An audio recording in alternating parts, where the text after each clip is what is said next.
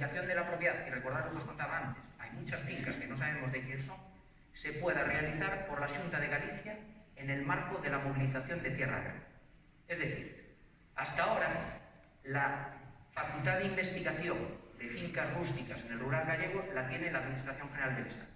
Sin embargo, esta ley se la atribuye a la Agencia Gallega de Desarrollo Rural para que, si está movilizando tierra y en el medio de la tierra que está movilizando no se sabe de quién es el propietario, se puede hacer la investigación de la propiedad directamente por la Agencia Gallega de Desarrollo Rural. Además, como consecuencia de esa investigación en todos los instrumentos que maneja la ley, la tierra siempre la ponemos a disposición del inversor, inscrita en el registro de la propiedad y regularizada en el catastro.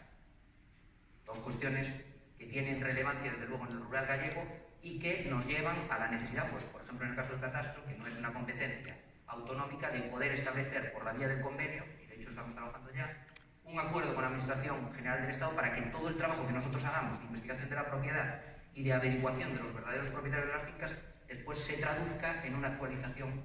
del catastro.